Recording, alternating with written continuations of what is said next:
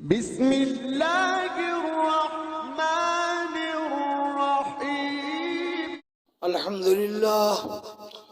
الحمدللہ وکفا وسلام علی عباده الذین اصطفى اما بعد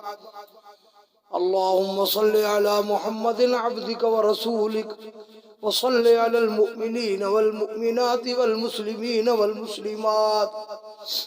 سرور عالم سید الاولین والآخرین فخر الانبیاء حضرت محمد رسول اللہ صلی اللہ علیہ وآلہ وسلم نے ارشاد فرمایا،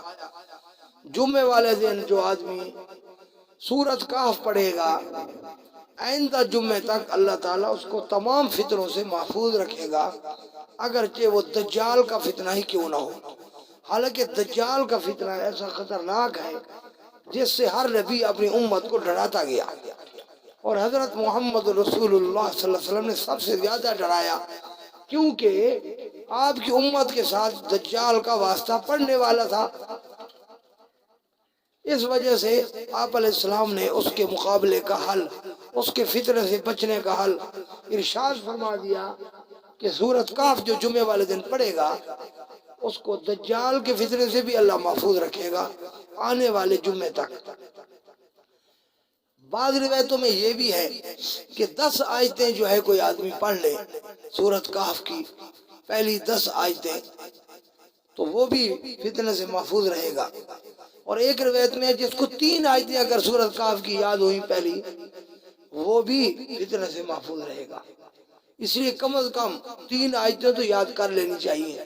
ورنہ سورۃ کہف مکمل پڑھی جائے تو کیا بات ہے، تمام فتنوں سے اللہ تعالیٰ اس کو آنے والے جمعے تک محفوظ رکھے گا۔ فتنوں کا دور ہے، سورۃ کہف کی پابندی کرنی چاہیے۔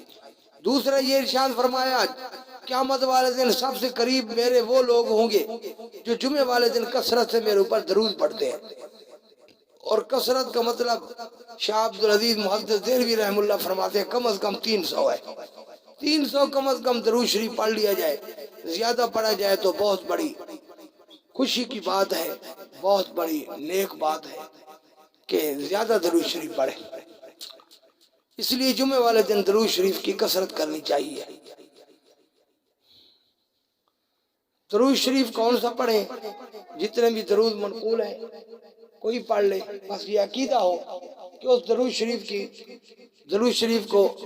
فرشتے جو ہے روضہ اقدس صلی اللہ علیہ وسلم میں یہاں سے نام لے کر پیش کرتے ہیں۔ حضور علیہ السلام روضہ اقدس میں آیات ہیں اور یہاں سے فرشتے وہاں درود پڑھتے ہیں، اور جو روضہ اقدس پر جا کر پڑھے نبی علیہ السلام خود سنتے ہیں اور جواب بھی ارشاد فرماتے ہیں۔ اس لیے جمعے والے دن درود شریف کی کثرت کرنی چاہیے، اور عصر کی نماز پڑھ کر وہیں بیٹھے ہوئے جو آدمی 80 دفعہ اللہم صلی علی محمد النبی الامی وعلی آلہ وسلم تسلیمہ پڑھے تو اللہ تعالیٰ اس کے 80 سال کے صغیرہ گناہ معاف کرتا ہے اور 80 سال کی عبادت بھی لکھتا ہے۔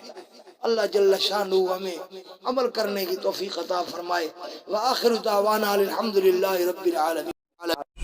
تبارك الذي نزل الفرقان على عبده ليكون للعالمين نذيرا